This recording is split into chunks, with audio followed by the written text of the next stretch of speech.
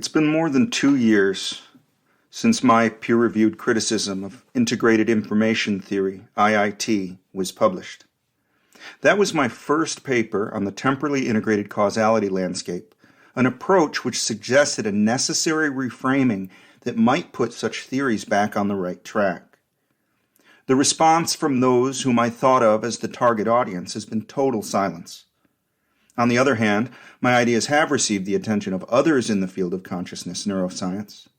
Generally, the TICL has been well received by those who have taken a close look at it, at least those who have made themselves known to me. My guess is that Giulio Tononi and his colleagues have not even read my work. Perhaps this is further evidence of the same myopia which has led IIT astray. If its protagonists are unable to see the glaring flaws in their own theory, they are unlikely to appreciate the valuable insights in mine. Moreover, I am aware that my knowledge is limited, that the TICL is in need of further development and perhaps even overhaul. To the extent that my reasoning and intuition are leading me away from the truth, I am in want of correction. I mean this in both senses of wanting. To that extent, I am in want in the sense that I am not living up to the best standards and expectations, and I also want very much to fix that. I came across a paper which is critical of integrated information theory in some of the ways that I have been. The paper is called The Integrated Information Theory of Consciousness, a Case of Mistaken Identity. The authors are Bjorn Merker, Kenneth Williford, and David Rudrauf. For our purposes, I'll call it Merker et al. In many ways, this paper represents a better, more thorough attack on IIT than I was able to put together. My own work differs in that I focus on the failure of IIT to represent temporal continuity, and secondly, I offer the structure of a solution.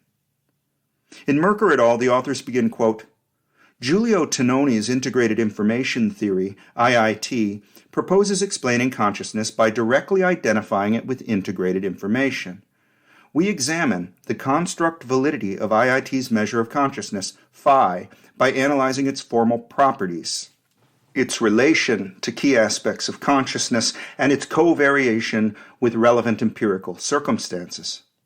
Our analysis shows that IIT's identification of consciousness with the causal efficacy with which differentiated networks accomplish global information transfer, which is what phi in fact measures, is mistaken.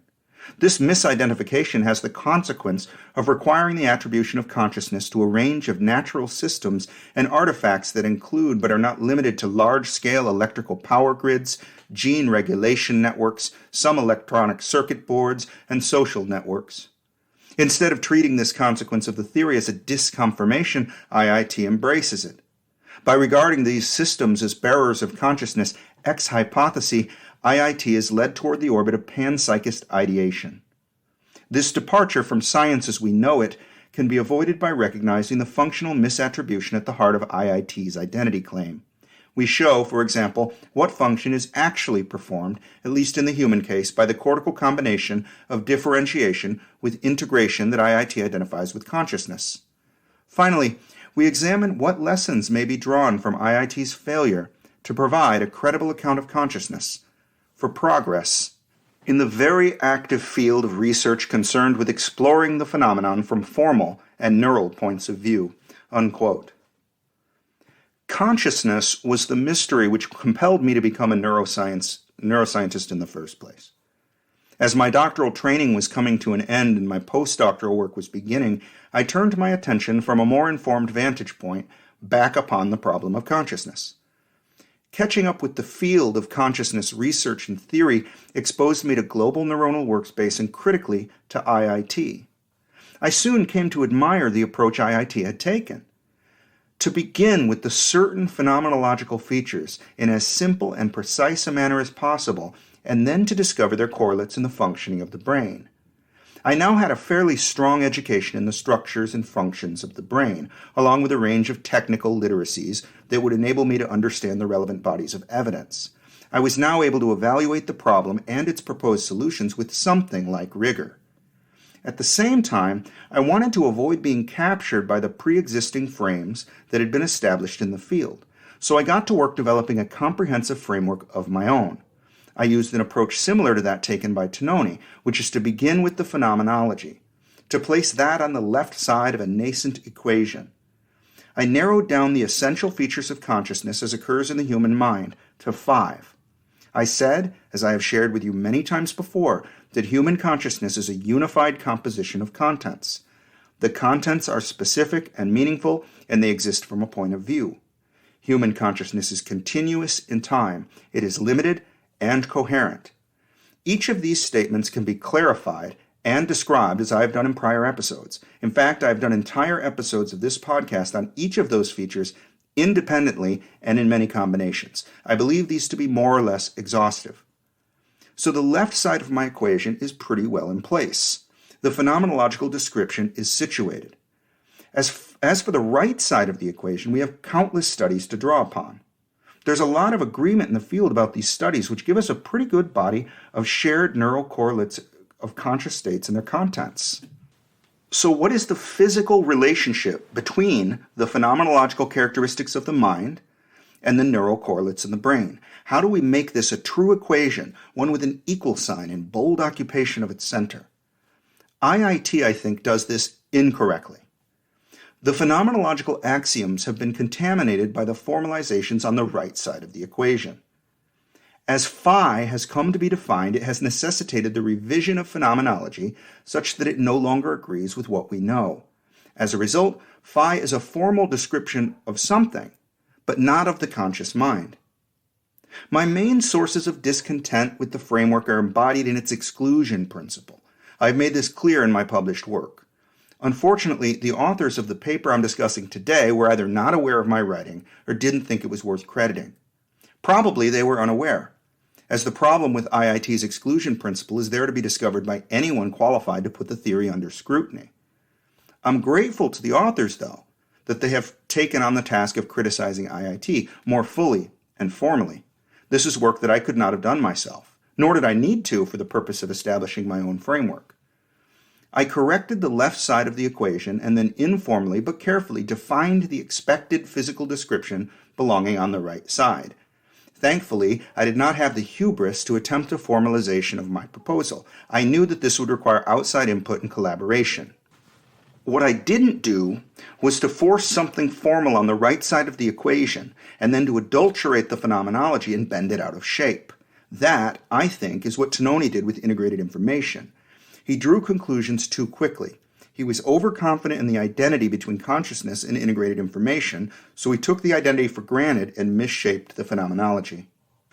Merker et al. Write, quote, "One of the research programs currently aspiring to this paradigmatic position is the body of work constituting the integrated information theory, IIT, of consciousness, propounded by Giulio Tononi and colleagues. As a candidate paradigm for a scientific account of consciousness, it deserves thorough scrutiny in its conceptual, formal, and empirical aspects. This is all the more so because according to IIT, consciousness is not uniquely associated with animal brains and their potential creations, for example, artificial consciousness in machines, but extends, as we shall see, to natural objects and artifacts much farther afield. As a consequence, aspects of panpsychist metaphysics have begun to take on the appearance of relevance to the conceptual framework of IIT," unquote.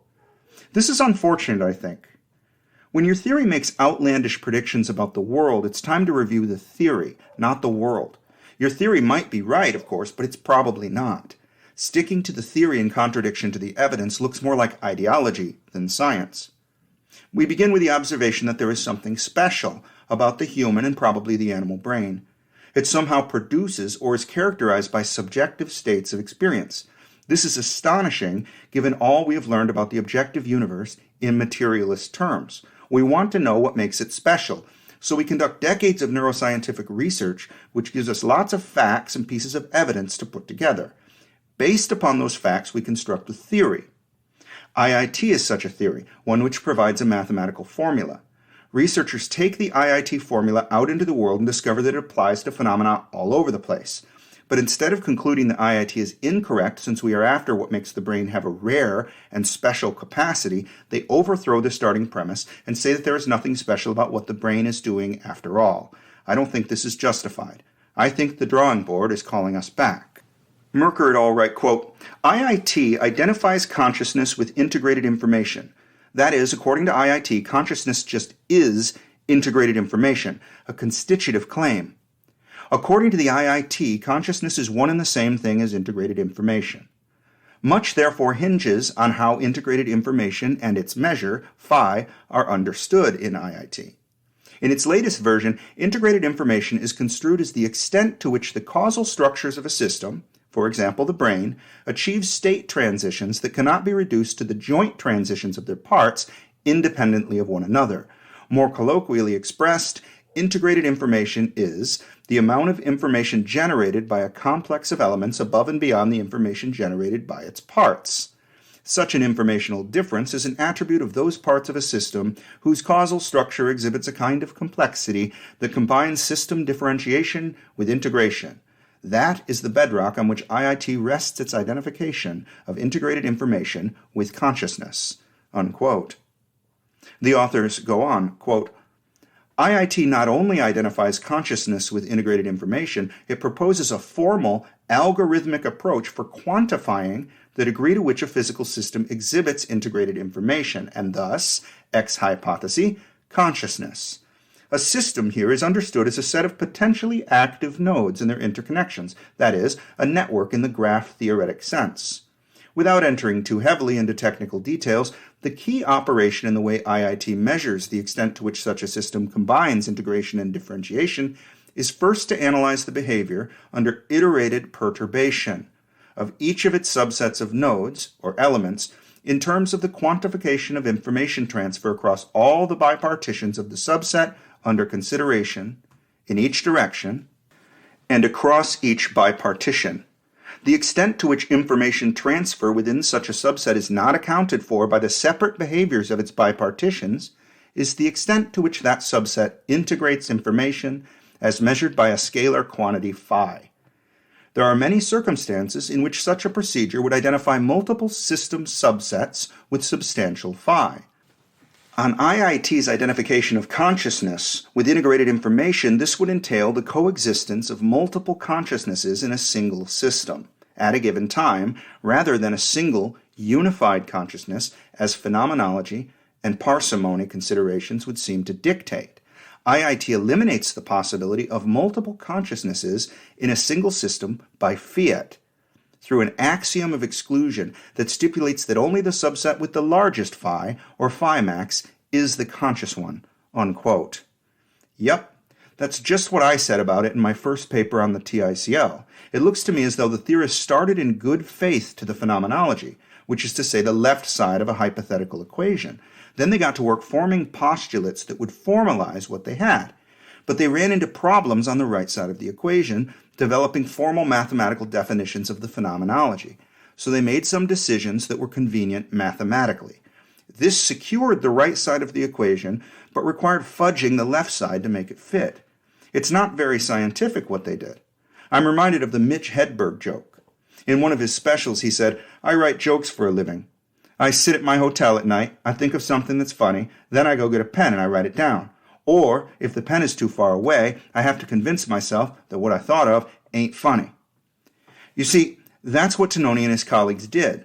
Rather than sticking to their best characterization of consciousness and letting the chips fall how they will, they decided the math was too far out of reach, so they took the math that was in reach and called that good enough.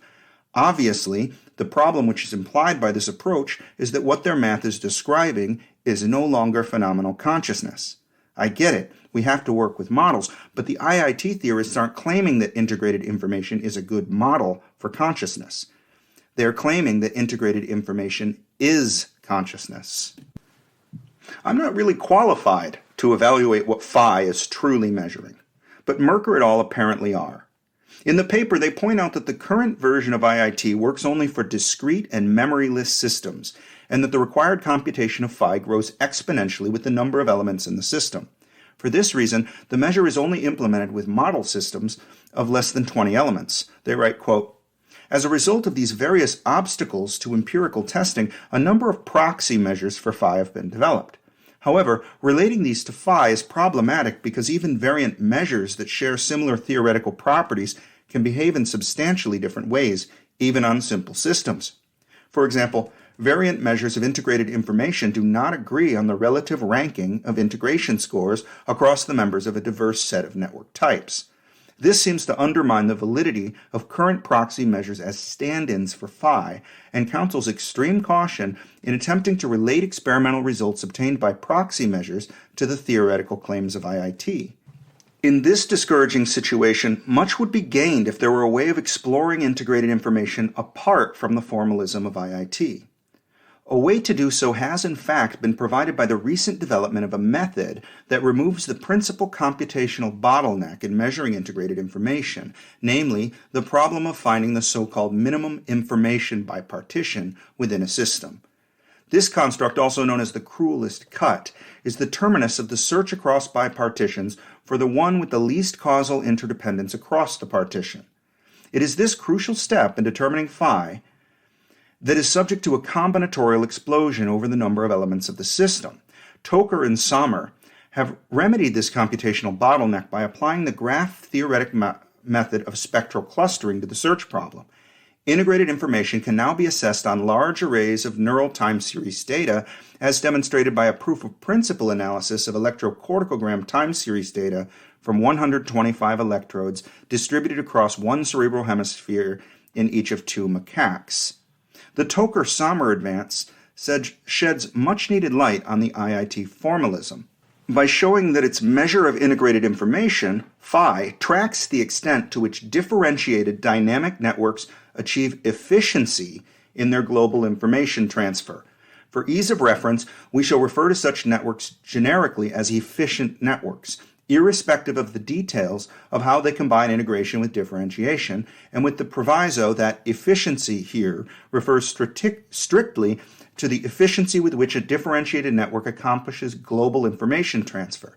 Phi, it turns out, is one measure of this network property." Unquote. But doesn't this mean that the IIT measure of integrated information is just an account of a system's efficiency? Maybe efficiency of information transfer is valuable for a complex evolved brain to serve its functions regardless of having consciousness. It could be that a certain level of network efficiency is required for consciousness to emerge, but to identify the efficiency of a system with whether it is like something to be such a system is a long stretch.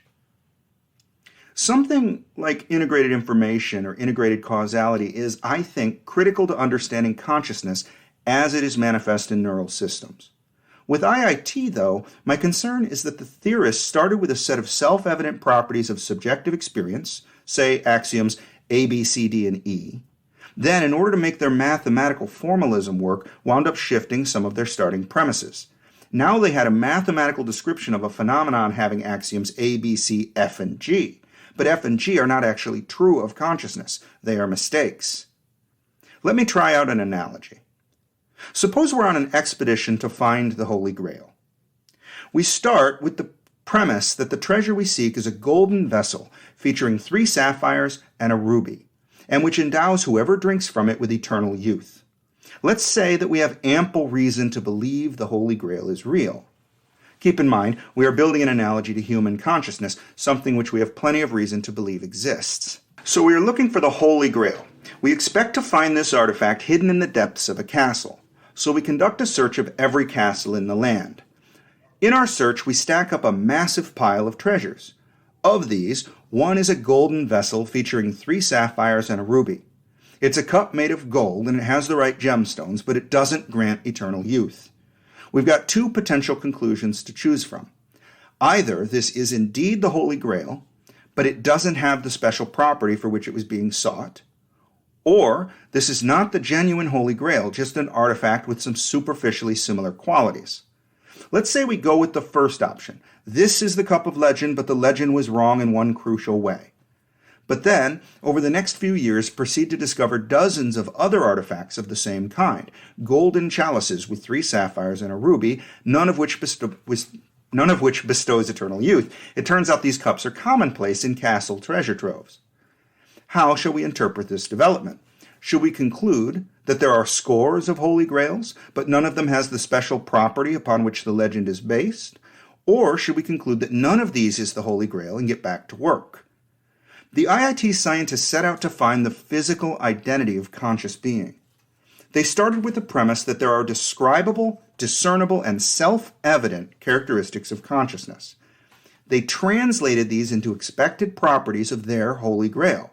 With those properties in hand, they went exploring the castles of mathematical formulation to find a match, but they couldn't find the match. Instead, they found something close, but which had no evidence of exhibiting the key characteristics of their Grail.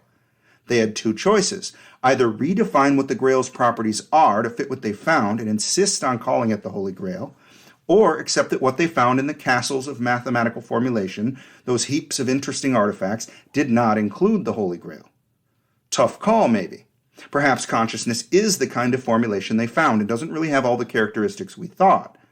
But then, the mathematical formulation showed that consciousness occurs in data servers, and social networks, and thermostats, and fish finders. In other words, what they were labeling the Holy Grail turned out to be a commonplace artifact. But even with this discovery in hand, they continue to stand their ground. Consciousness here, there, and everywhere. That's actually the title of one of the papers in the IIT literature. Perhaps integrated information, as quantified by phi, is nothing more than a correlated phenomenon, a measure of the efficiency of a complex nervous system. What they are measuring might even be necessary as a correlate of consciousness, but it is hardly sufficient. There are a lot of fine soldiers out here in the kingdom, with a deep and abiding interest in this quest, with skills and ideas that could be brought to bear upon its fulfillment. We all want the Holy Grail to be found, and we all want to play our part. But I'm not waiting around to be knighted by the king. I'll do what I can from the countryside. Meanwhile, half of the round table appear to be tilting at windmills. Perhaps that's to be expected. After all, Camelot is a silly place.